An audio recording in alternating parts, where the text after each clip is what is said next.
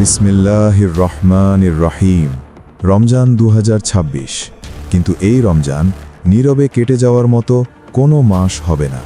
আপনি শুনবেন একটি গল্প, নফসের গল্প।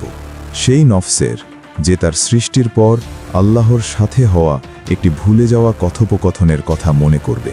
এই পবিত্র মাসে রমজানের গোপন রহস্যগুলো একে একে প্রকাশ পাবে। যখন শয়তানদের শৃঙ্খলাবদ্ধ করা হয়, জাহান্নামের দরজাগুলো বন্ধ করে দেওয়া হয়, তখন জান্নাতের দরজাগুলো খুলে দেওয়া হয়। এই সময় আসমানেও ঘটবে অদ্ভুত কিছু পরিবর্তন, আর আপনার আত্মা রোজার সৃষ্টির পেছনের রহস্যগুলো শুনে ইনশাআল্লাহ তার রবের আরও কাছাকাছি চলে যাবে। এই ভিডিওটি তৈরি করা হয়েছে যেন মৃত্যুর আগেই আপনি নিজেকে জাগিয়ে তুলতে পারেন। আপনি দেখছেন ইসলামের নির্দেশনা। আমরা আমাদের রমজান সিরিজ শুরু করেছি। সাবস্ক্রাইব করুন যেন কোনো পর্ব মিস না হয়। ভিডিওটি লাইক করুন আর কমেন্ট করে আমাদের সমর্থন করুন। আপনি যদি প্রস্তুত থাকেন তাহলে শুরু করা যাক। আল্লাহ আজ্জাওয়াজাল কেন চাইবেন যে তার বান্দারা ক্ষুধার্ত থাকুক? এই প্রশ্নের উত্তর আমরা একটি শক্তিশালী গল্পের মাধ্যমে বুঝতে পারি।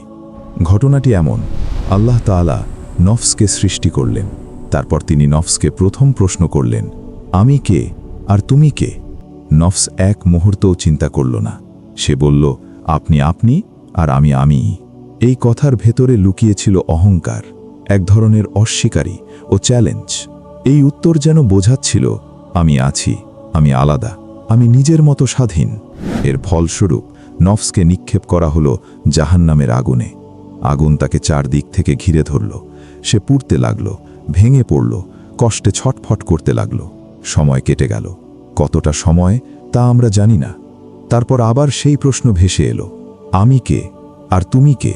নফস জাহান্নাম থেকে বেরিয়ে এলো, এখনও শক্তভাবে দাঁড়িয়ে। সে আবারও একই কথা বলল, আমি আমি আর আপনি আপনি। আবার জাহান্নামের দরজা খুলে দেওয়া হলো। এবার আগুন ছিল আগের চেয়ে অনেক বেশি ভয়াবহ। জ্বালা ছিল অসহনীয়। মনে হচ্ছিল এর কোনো শেষ নেই। তবুও নফস মাথা নত করল না। প্রতিবার একই প্রশ্ন করা হতো, আর প্রতিবার সে একই উত্তর দিত। আগুন তাকে বদলাতে পারল না, শাস্তিও তাকে বিনয়ী করতে পারল না। এবার গল্পে এলো বড় পরিবর্তন। এবার নেই কোনো জাহান্নাম, নেই কোনো আগুন। এবার নফসকে রাখা হলো ক্ষুধার মধ্যে। দিন যেতে লাগলো, তার শক্তি কমতে শুরু করল। অহংকার ধীরে ধীরে ভেঙে পড়ল। নিজের ওপর যে দৃঢ় বিশ্বাস ছিল সেটিও কাঁপতে লাগল। যাকে সে এতদিন আমি বলে বড় করে দেখত, সেই সত্তাই দুর্বল হয়ে গেল। আবার শোনা গেল সেই প্রশ্ন, আমি কে আর তুমি কে? এবার নফসের উত্তর দিতে কষ্ট হচ্ছিল। তার কণ্ঠ কাঁপছিল। সে বলল, আপনি আমার রব আর আমি আপনার দুর্বল বান্দা। ঠিক সেই মুহূর্তেই তার ভেতরের অহংকার ভেঙে চূর্ণ হয়ে গেল। এই ঘটনার ভেতরে লুকিয়ে আছে একটি গভীর শিক্ষা। আগুন নফসকে কষ্ট দেয়, তাকে পোড়ায়, কিন্তু তাকে নম্র করে না। শাস্তি তাকে ভয় দেখাতে পারে, তবুও তার ভেতরের অহংকার ভাঙে না। কিন্তু ক্ষুধাই নফসকে ছোট করে দেয়। ক্ষুধাই তাকে নিজের সীমাবদ্ধতা বুঝতে শেখায়, আর শেষ পর্যন্ত ক্ষুধাই তাকে আত্মসমর্পণ করতে বাধ্য করে। তাই তাসাউফের শিক্ষায় বলা হয়, নফস শাস্তিতে মাথা নত করে না। সে মাথা নত করে যখন নিজেকে দুর্বল মনে করে। আর মানুষের সবচেয়ে বড় দুর্বলতার একটি হল ক্ষুধা। তাই অহংকার ভাঙতে, নফসকে নিয়ন্ত্রণ করতে, যা আজকের সময়ে আমাদের বড় একটি সংকট, সবচেয়ে কার্যকর অস্ত্র হল রোজা। রোজা কেবল একটি সাধারণ ইবাদত নয়। রমজান শুধু দুর্বল মানুষকে ক্ষুধা শেখায় না, বরং শক্তিশালী মানুষদেরও ক্ষুধার স্বাদ দেয়। কারণ প্রতিটি মানুষের ভেতরে, সে নিজে বুঝুক বা না বুঝুক, ছোট ছোট ফেরাউন, ছোট ছোট নমরুদ জন্ম নিতে থাকে। এই ছোট স্বৈরাচারীরা নীরবে ভিতরে ভিতরে বড় হতে থাকে। একটি নফসের যেন একটি নিজস্ব সিংহাসন আছে, যে নফস সব সময় চায় সব কিছু তার ইচ্ছামতো হোক। সে পেতে অভ্যস্ত, সে ভোগ করতে অভ্যস্ত।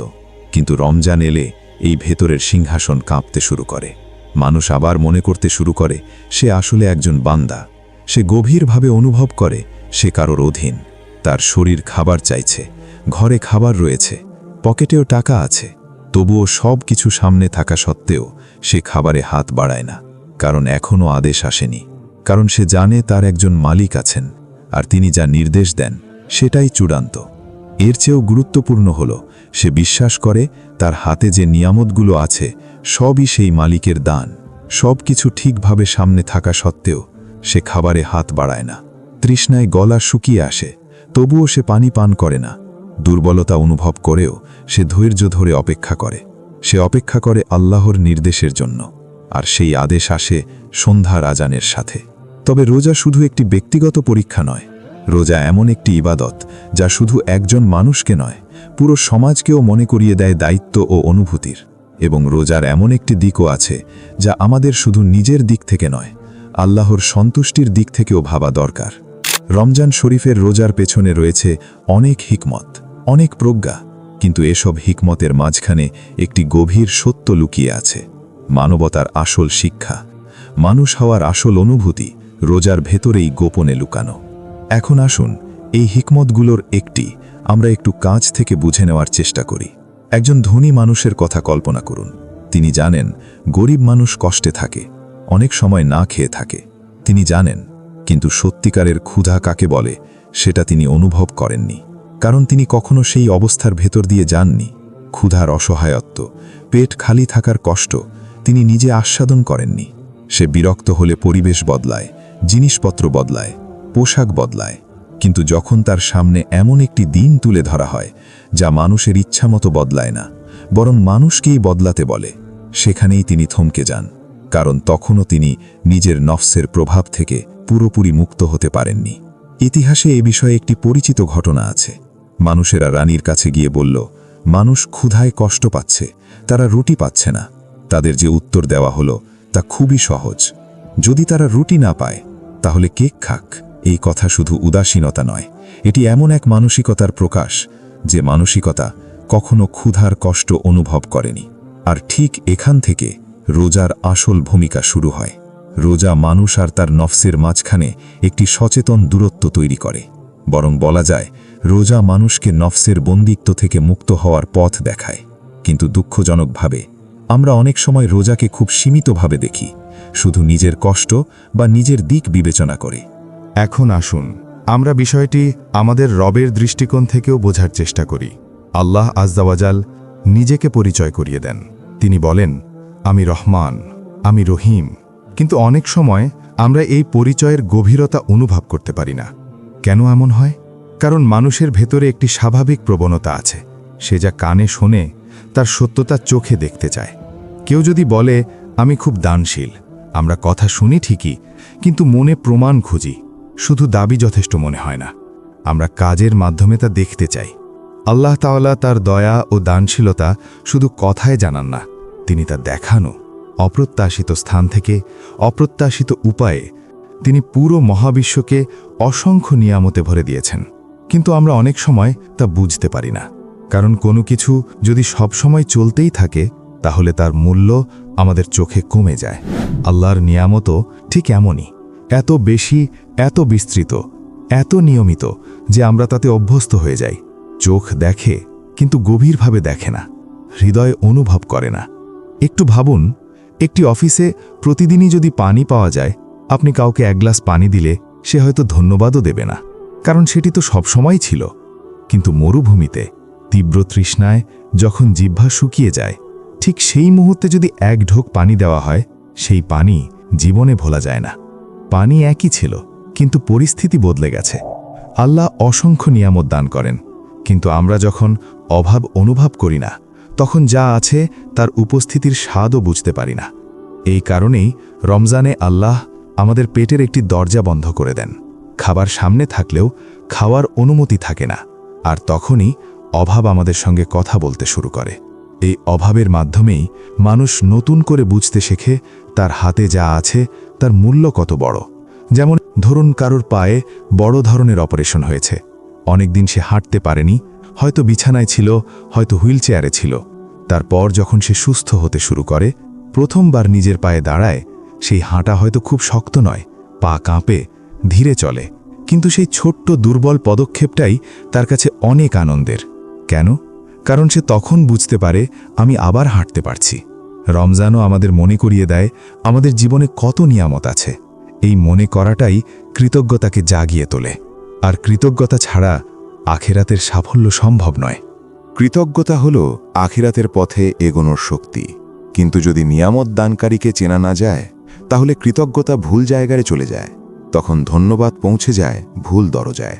রোজা এই ভুলটি ঠিক করে দেয়, কারণ আপনার সামনে খাবার আছে তবু আপনি খেতে পারছেন না, এর মানে স্পষ্ট এই টেবিলের প্রকৃত মালিক আপনি নন।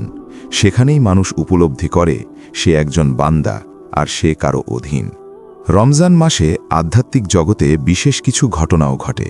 তার একটি হল আল্লাহ জান্নাতের প্রহরীদের নেতা ফেরেশতা রিদওয়ানকে ডাকেন।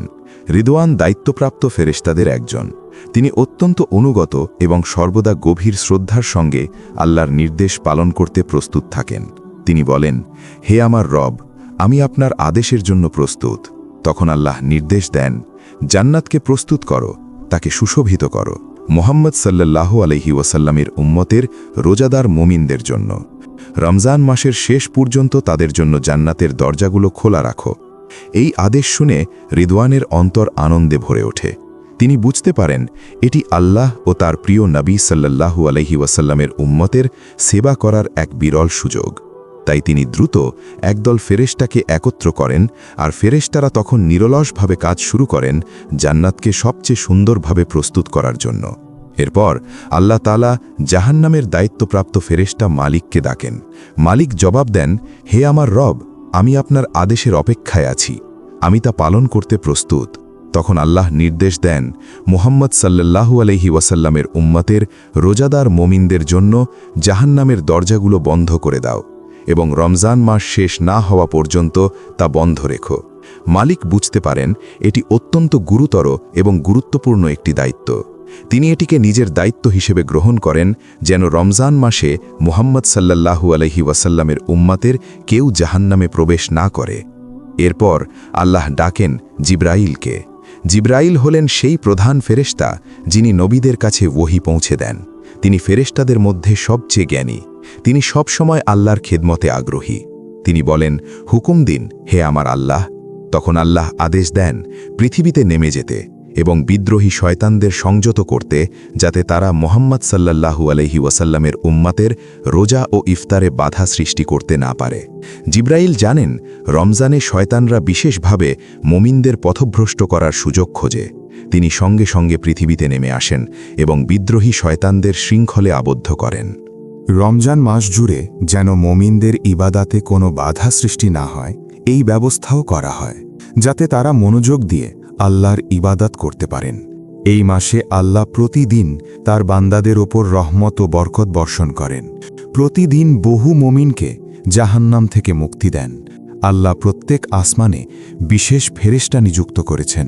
তাদের বিস্তৃতি এত বিশাল, এক ডানা পূর্ব দিকে, অন্য ডানা পশ্চিম দিকে প্রসারিত। তারা সৌন্দর্যে সজ্জিত, প্রবাল, মুক্তা ও মূল্যবান রত্নে। এই ফেরেশতারা আহ্বান করতে থাকেন, কেউ কি তওবা করবেন, তার তওবা কবুল হবে। কেউ কি দোয়া করবেন, তার দোয়া গ্রহণ করা হবে। কেউ কি জুলুমের শিকার, আল্লাহ তাকে সাহায্য করবেন। কেউ ক্ষমা চাইবেন, আল্লাহ তার গুনাহ মাফ করবেন। কারো কি কোনো চাওয়া আছে, আমাদের রব তা পূরণ করবেন। রমজান জুড়ে আল্লাহ আজ্জা ওয়াজাল তাকে স্মরণকারী বান্দাদের ডাকতে থাকেন। তিনি যেন সুসংবাদ দেন, হে আমার বান্দারা, তোমাদের জন্য রয়েছে সুসংবাদ। ধৈর্য ধরো, ইবাদতে অটল থাকো।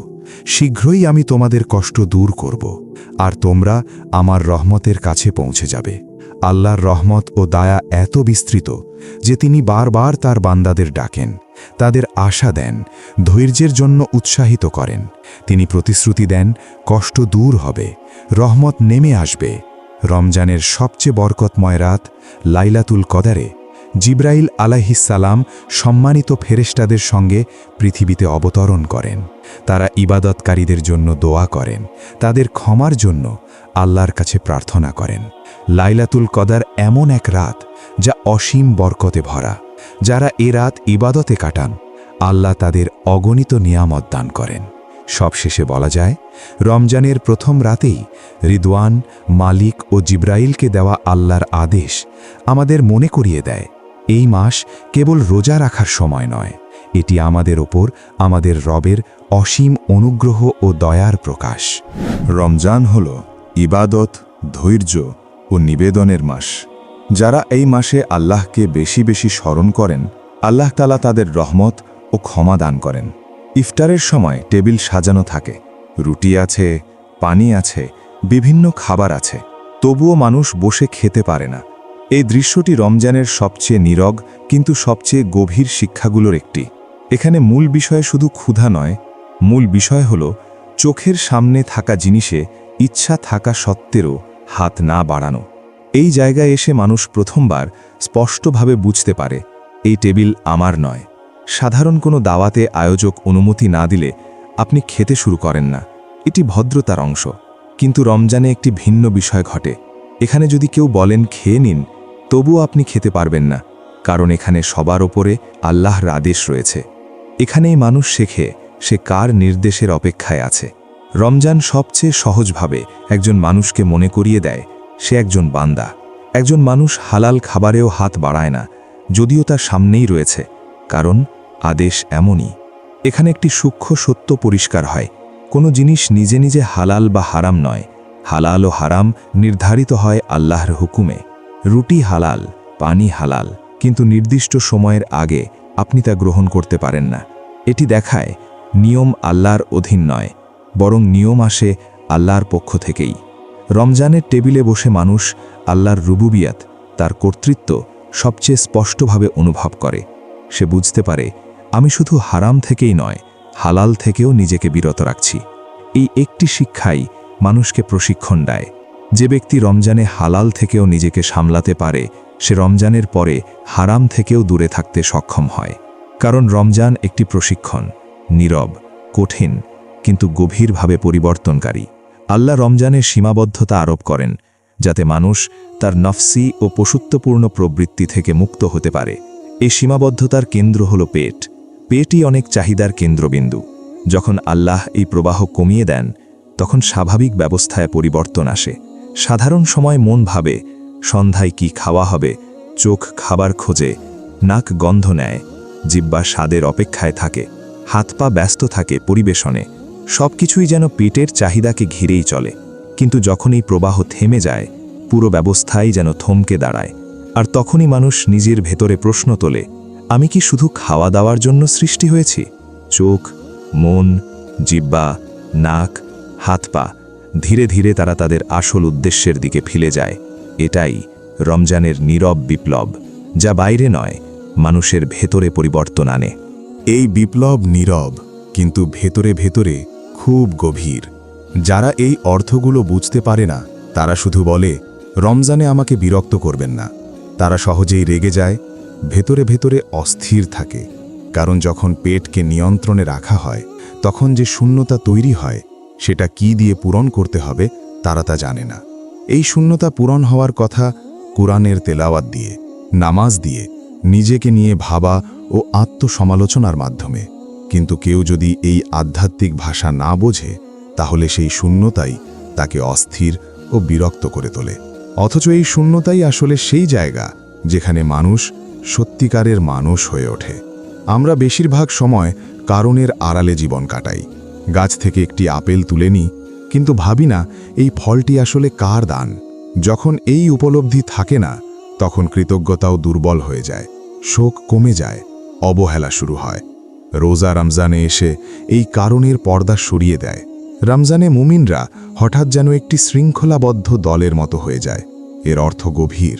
একটি সেনাবাহিনী মানে শৃঙ্খলা, ঐক্য এবং আনুগত্য। আমরা সবাই একসাথে খাওয়া বন্ধ করি, আমরা সবাই একসাথে ইফতার করি। এই দৃশ্য আল্লাহর কাছে প্রিয়, কারণ তিনি চান তার বান্দারা বিচ্ছিন্ন না থেকে ঐক্যবদ্ধ থাকুক। যেমন ময়দা মাখানোর সময় সব উপাদান একসাথে মিশে যায়, সংযুক্ত হয়, এক হয়ে যায়। এই কারণেই ইসলামে অনেক ইবাদত সামষ্টিকগত। কারণ মানুষ একা হলে দুর্বল, কিন্তু একসাথে হলে রহমত নেমে আসে। মরুভূমির কিছু গাছ আছে, তাদের শিকড় অনেক দূর পর্যন্ত যায়, কিন্তু পাতা নেই, তারা বৃষ্টিকে আকর্ষণ করতে পারে না। অন্যদিকে ছোট ছোট গাছ যখন একসাথে দাঁড়ায়, তখন সেখানে বৃষ্টি নেমে আসে। রমজানে মুমিনরা কাঁধে কাঁধ মিলিয়ে দাঁড়ায়, আর রহমত বর্ষিত হতে থাকে। দোয়ার ক্ষেত্রেও একই বিষয়। যত বেশি তা সামষ্টিকগত হয় তত বেশি তা কবুলের নিকটবর্তী হয়।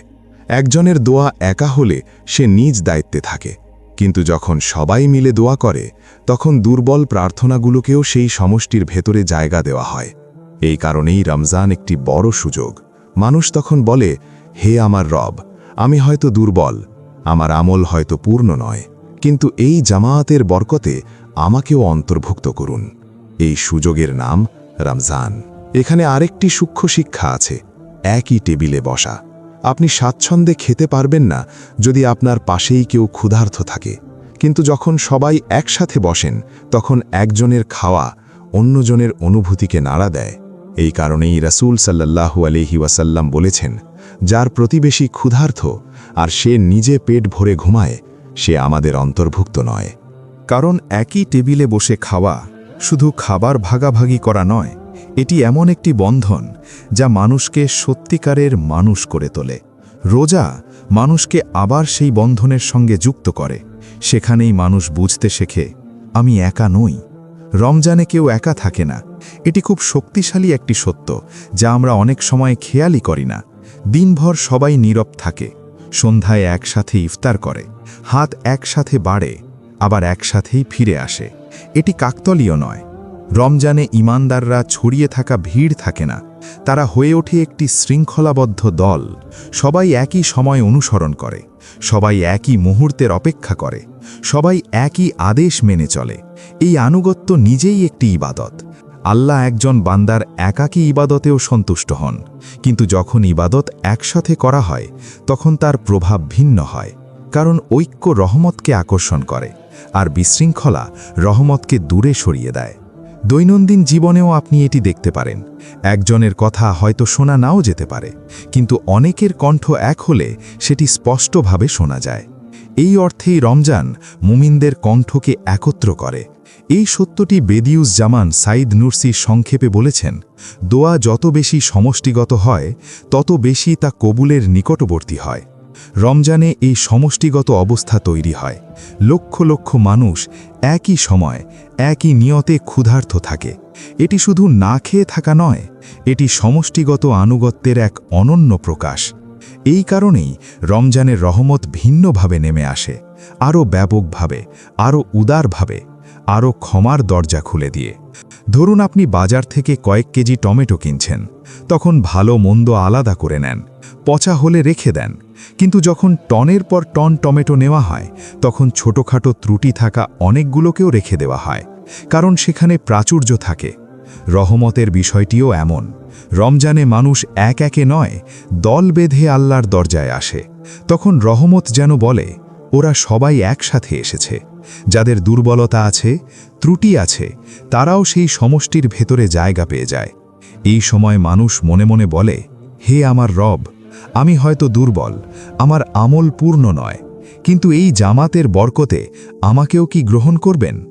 রমজান যেন এই নীরব আরতির মাস। তবে এই ঐক্য শুধু দোয়ার মধ্যে সীমাবদ্ধ নয়, এখানে আরেকটি গভীর দিক আছে। ধনী আর গরিবের মাঝখানে একটি অদৃশ্য সেতু তৈরি হওয়া।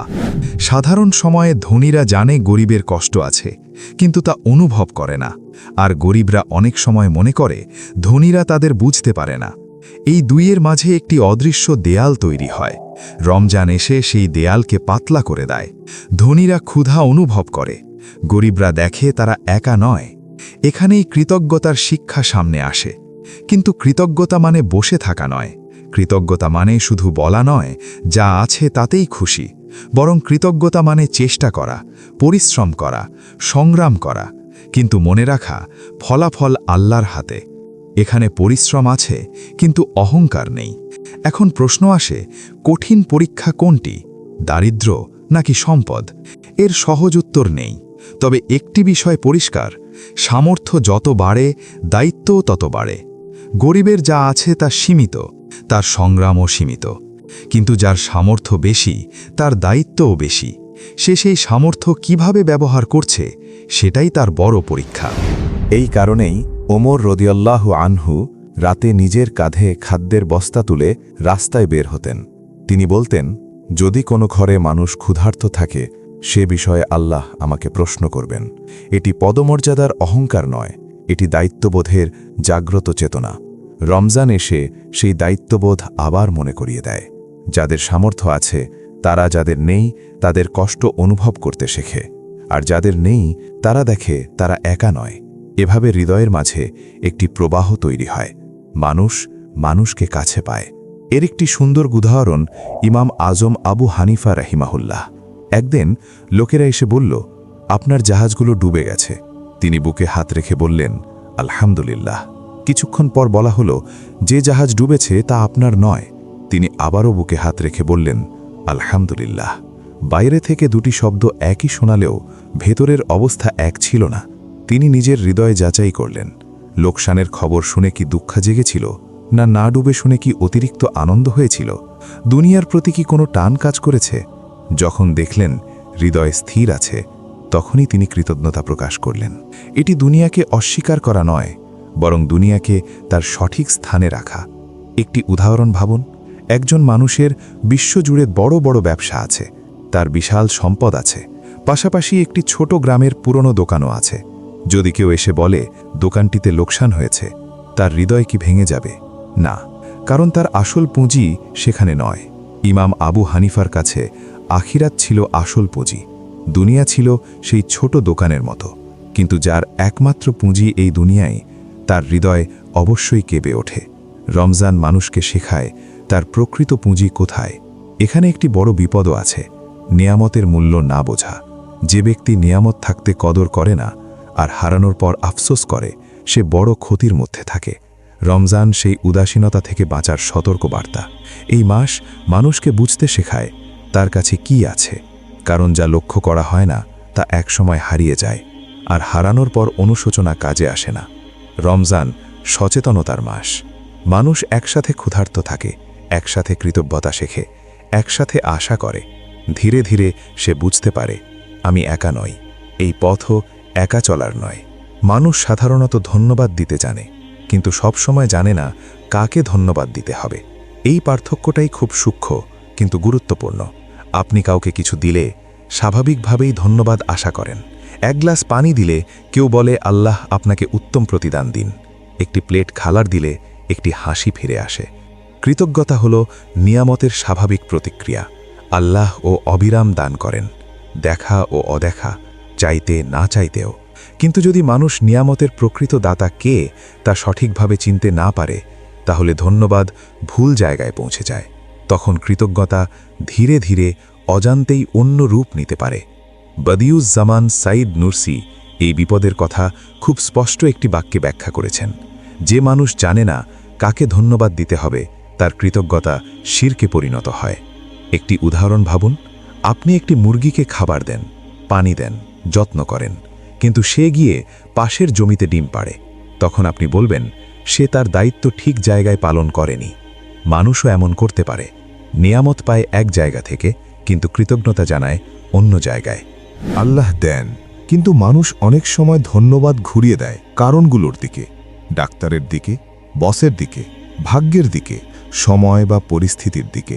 এসবই পর্দা হয়ে দাঁড়ায়, আর প্রকৃত দাতা আড়ালে থেকে যান। রোজা এই পর্দাগুলো রমজানে সরিয়ে দেয়। আপনি দেখেন সব কিছু ঠিক আছে, খাবার প্রস্তুত, সব উপকরণ সামনে, তবুও আপনি খেতে পারছেন না। এই দৃশ্যটি সব কারণকে নীরব করে দেয়। রুটি আছে, হাত আছে, মুখ আছে, তবুও খাওয়া সম্ভব নয়।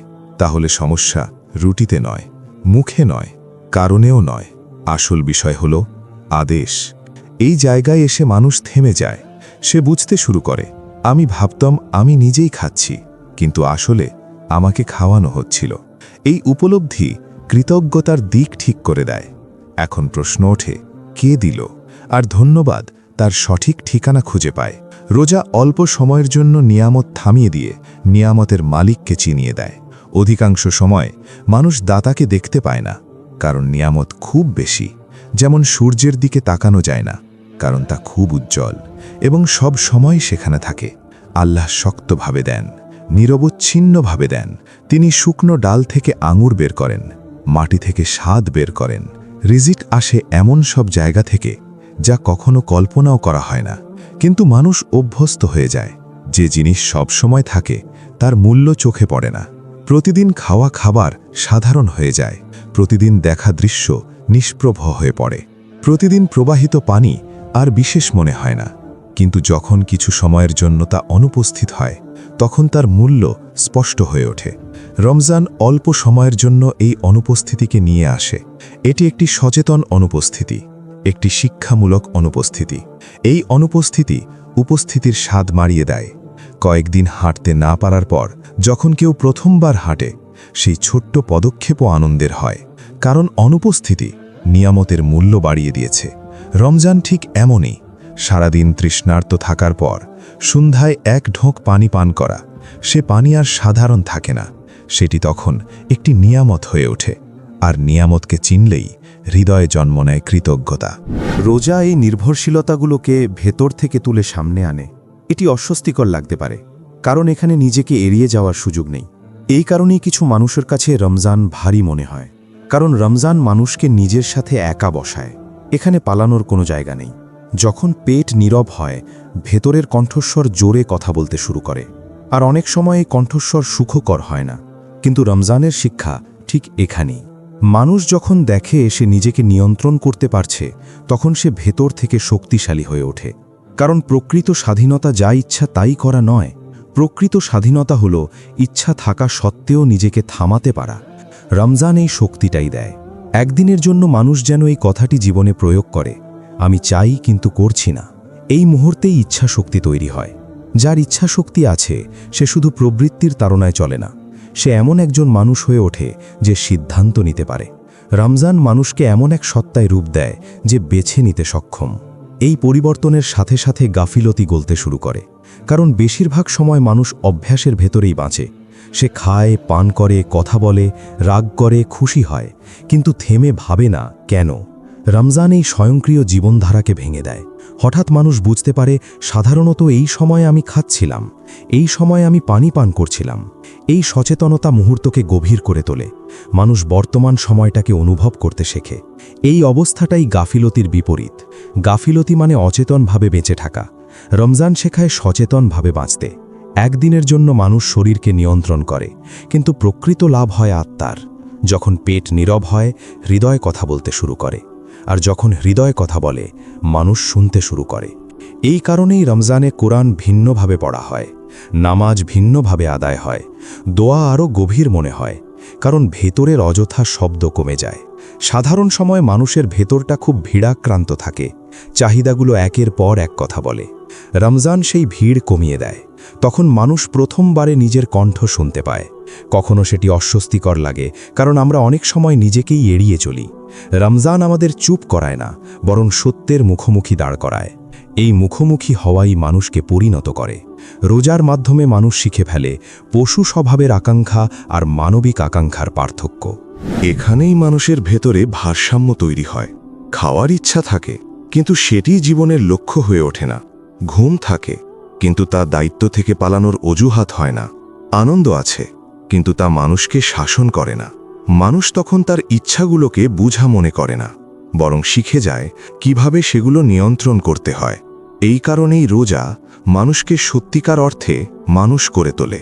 শিক্ষাটি হয়তো সাময়িক, কিন্তু এর প্রভাব দীর্ঘস্থায়ী। কারণ যদি মানুষ বুঝে যায় আমি চাইলে নিজেকে থামাতে পারি, তাহলে এই উপলব্ধি তার ভেতরে থেকে যায়। রমজানের পর হারামের সামনে দাঁড়ালে এই বাক্যটি তাকে শক্তি দেয়। কারণ যে ব্যক্তি হালাল জিনিস থেকেও নিজেকে সংযত রাখতে পারে, সে হারামের মুখোমুখি হলে আরও দৃঢ় হতে পারে। রমজান মানুষের ভেতরের কাঠামো নতুন করে গড়ে তোলে। অগ্রাধিকার বদলে যায়, কেন্দ্র বদলে যায়। মানুষ আর পেটকে কেন্দ্র করে ঘোরে না, পেটকে তার সীমার ভেতরে ফিরিয়ে আনা হয়। আর ধীরে ধীরে সে বুঝতে পারে, আমি শুধু খাওয়া পানার জন্য সৃষ্টি হইনি, আমি এমন এক সত্তা যে চিন্তা করতে পারে, যে সিদ্ধান্ত নিতে পারে। আমি একজন বান্দা। রমজানে মানুষের ভেতরের ভঙ্গি বদলায়। হয়তো হাঁটার ধরন বদলায় না, কিন্তু তার অপেক্ষার ধরন বদলায়। সারা দিন ক্ষুধার্ত থাকার পর সন্ধ্যার দিকে তার ভেতরে এক নীরব প্রশান্তি জন্মায়। সে তাড়াহুড়ো করে না, লোভে অস্থির হয় না, অধৈর্য হয়ে পড়ে না। মনে হয় যেন সে একটি দাওয়াতের অপেক্ষায় আছে। বাস্তবেও সে তাই, আল্লাহর দাওয়াতের অপেক্ষায়। রমজান এমন এক সময় যখন চিরন্তন মালিক তার বান্দাদের ইফতারের অনুমতি দেন। কিন্তু এই দাওয়াত সাধারণ দাওয়াতের মতো নয়। এখানে ডাকা না হলে আপনি বসেন না, সময় আসার আগে হাত বাড়ান না, আদেশ না এলে শুরু করেন না। মানুষ সারা দিন এই অপেক্ষার ভেতরেই থাকে, আর এই অপেক্ষাটাই নিজেই এক ধরনের ইবাদত। এই অবস্থাটি বোঝাতে বেদিউজ্জামান খুব চমৎকার একটি ছবি ব্যবহার করেন। তিনি বলেন, সন্ধ্যার সময় মুমিনরা যেন এমন অতিথি যারা অনুগ্রহ করে এই অনুমতির অপেক্ষায় দাঁড়িয়ে আছে। এই ভঙ্গি শুধু ক্ষুধার কারণে নয়, এটি এমন এক মুহূর্ত যেখানে আনুগত্য মর্যাদার সঙ্গে যুক্ত হয়। কারণ আনুগত্যেরও সৌন্দর্য আছে। কখনো মানুষ মান্য করে কিন্তু ভেতরে অস্বস্তি থাকে, কখনো আত্মসমর্পণ করে কিন্তু মনে আপত্তি লুকিয়ে থাকে। রমজান শেখায় স্বেচ্ছায় আনুগত্য। আমাকে করতে হচ্ছে নয়, বরং আমি অপেক্ষা করছি। নীরবে অপেক্ষা করা, কাউকে দোষ না দিয়ে। এই অপেক্ষার ভেতরেই মানুষ অনুভব করে, আমাকে যা করতে বলা হয়েছে আমি তাই করছি, আর যখন থামতে বলা হবে আমি থামব। এটাই উবুদিয়াতের বিশুদ্ধ রূপ। উবুদিয়াত শুধু নামাজে সিজদা করা নয়, উবুদিয়াত হলো জীবনের ছন্দকে আল্লাহর আদেশ অনুযায়ী সাজানো। রমজান এই ছন্দকে সামষ্টিকভাবে করে তোলে। একটু ভেবে দেখুন, সাধারণ দিনে মানুষ ভিন্ন সময় খায়, ভিন্ন সময় ঘুমায়, ভিন্ন অভ্যাসে জীবন কাটায়। কিন্তু রমজানে সবাই একই সময় থামে, একই সময় শুরু করে। এটি কোনো কাকতালীয় কিছু নয়। আল্লাহ আজ্জা ওয়াজাল খুশি হন যখন তার বান্দারা একসাথে চলাফেরা করে।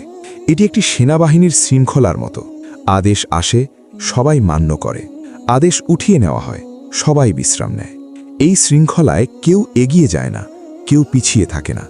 ধনী ও গরিব একই সময়ে ক্ষুধার্ত হয়, শক্তিশালী ও দুর্বল একই সময়ে অপেক্ষা করে। এই সমতা অহংকারকে নরম করে, কারণ এখানে কেউ বিশেষ সুবিধাভোগী নয়। খাবারের টেবিলে সবাই অতিথি, আর অতিথি হওয়া মানুষকে আদব শেখায়। একজন অতিথি জানে সে টেবিলের মালিক নয়, সে অপেক্ষা করতে জানে। যা দেওয়া হয় তাতেই সন্তুষ্ট থাকতে জানে। রমজান মানুষকে এই অতিথির চেতনায় বাঁচতে শেখায়। এই চেতনা মানুষের জীবনের দিকে তাকানোর দৃষ্টিভঙ্গি বদলে দেয়। তখন সে আর বলে না এটা আমার, সে বলে এটা আমাকে দেওয়া হয়েছে। এই দৃষ্টিভঙ্গি মানুষকে ভারী করে তোলে, পরিণত করে, তার ভেতরে মর্যাদা তৈরি করে। এখানেই আনুগত্যের সৌন্দর্য সবচেয়ে স্পষ্টভাবে প্রকাশ পায়। মানুষ শক্তি থাকা সত্ত্বেও অপেক্ষা করে, সামর্থ্য থাকা সত্ত্বেও হাত বাড়ায় না। এটি কোনো চাপ নয়, এটি গ্রহণ, আর এই গ্রহণ হৃদয়কে শান্ত করে। কিছু মানুষ রমজানের রাগান্বিত হয়ে পড়ে, কিছু মানুষ খিটখিটে হয়ে যায়। এটি শুধু ক্ষুধার কারণে নয়, বরং তারা অপেক্ষার এই অর্থটি বুঝতে পারে না। তারা ভাবে অপেক্ষা মানে ক্ষতি, কিন্তু এখানে অপেক্ষাই লাভ। কারণ অপেক্ষা ধৈর্য শেখায়, আর ধৈর্য হৃদয়কে প্রসারিত করে। যার হৃদয় প্রশস্ত হয় সে সত্যকে সহজে গ্রহণ করতে পারে। এই কারণেই রমজানে ইবাদতের স্বাদ বদলে যায়। নামাজ হয়তো কঠিন লাগে, কিন্তু গভীর হয়। দোয়া হয়তো ছোট হয়, কিন্তু আরও আন্তরিক হয়। মানুষ তাড়াহুড়ো কম করে, কারণ তাড়াহুড়ো দুনিয়ার স্বভাব, অপেক্ষা আখেরাতমুখী মানুষের স্বভাব। রমজান মানুষকে এই রূপান্তরের পথে প্রশিক্ষণ দেয়। সে সারাদিন অপেক্ষা করে, সন্ধ্যায় অনুমতি আসে, তখন সে শুরু করে। এই শুরু শুধু খাওয়া নয়, এটি অনুমতি নিয়ে করা একটি কাজ, আর অনুমতি নিয়ে করা কাজ হৃদয়ে প্রশান্তি আনে। এই কারণেই ইফতারের মুহূর্তটি এত শক্তিশালী, কারণ সেখানে শুধু পেট নয়, হৃদয়ও খুলে যায়। সেই মুহূর্তে মানুষ অনুভব করে, আমি আদেশ মেনে চলেছি, এখন আমাকে দেওয়া হচ্ছে।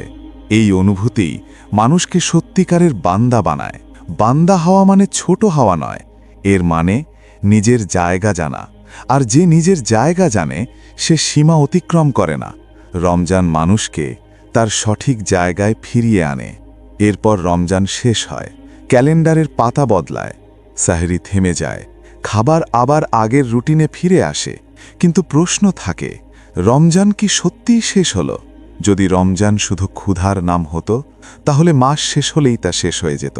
কিন্তু রমজান মানুষের ভেতরে একটি ছাপ রেখে যায়। সে ছাপ রয়ে গেছে কিনা তা বোঝা যায় রমজানের পরে। রমজানে মানুষ একটি প্রশিক্ষণের ভেতর দিয়ে যায়। সে অপেক্ষা করতে শেখে, সে নিজেকে থামাতে শেখে, সে ছেড়ে দিতে শেখে। আর সবচেয়ে গুরুত্বপূর্ণ বিষয় হল, সে বুঝে যায় সে নিজেকে নিয়ন্ত্রণ করতে পারে। এটাই রমজানের আসল অর্জন। যে মানুষ 1 মাস হালাল থেকেও দূরে থাকতে পারে সে শিখে নেয় হারাম থেকেও দূরে থাকা সম্ভব। এটি কেবল তত্ত্ব নয়, এটি বাস্তব অভিজ্ঞতা। রমজান প্রমাণ করে আমি আমার নফস নই, আমি তার বন্দীও নেই। এই প্রমাণ নীরব কিন্তু অত্যন্ত শক্তিশালী। কিন্তু এখানে একটি অত্যন্ত গুরুতর বিপদ রয়েছে, মূল্য না বোঝা, নিয়ামতের মধ্যে থেকেও নিয়ামতকে না চিনতে পারা। রমজানে পাওয়া অর্থগুলোর ক্ষেত্রেও একই কথা প্রযোজ্য। রমজানের শিক্ষাও যদি রক্ষা না করা হয় তবে তা ধীরে ধীরে হারিয়ে যায়। অনেক সময় মানুষ বুঝতেও পারে না সে কি হারাচ্ছে। এই কারণেই রিসালায় নূরের সেই কথাটি এত গভীর ও হৃদয় ছুঁয়ে যায়।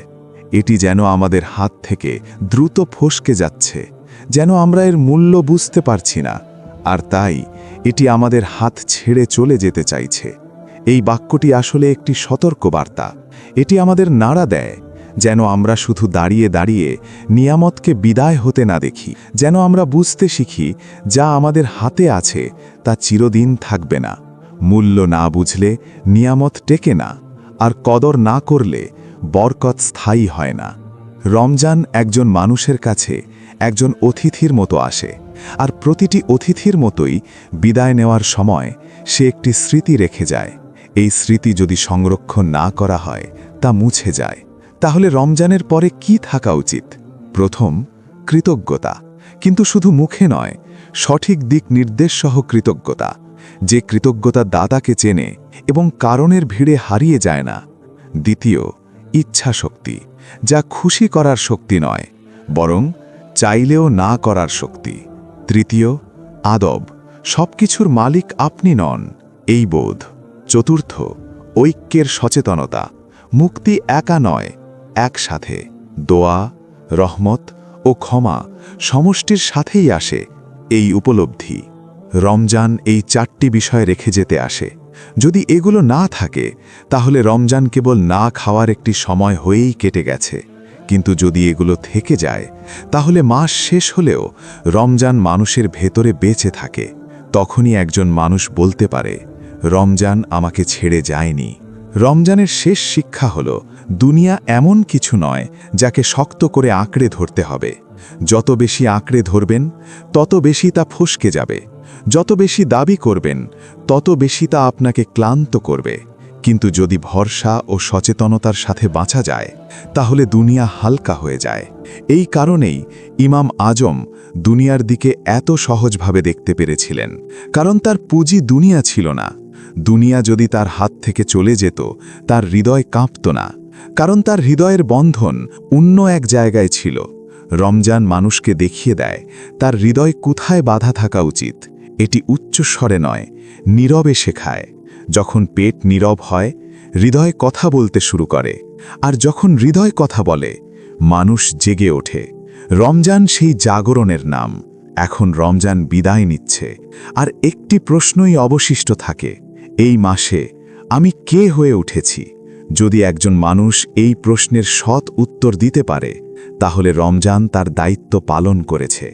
আল্লাহ আমাদের তাদের অন্তর্ভুক্ত করুন যারা রমজানের কদর করে, যারা শুধু বিদায় দেখে না বরং পরিবর্তিত হয়ে বের হয়। আমিন।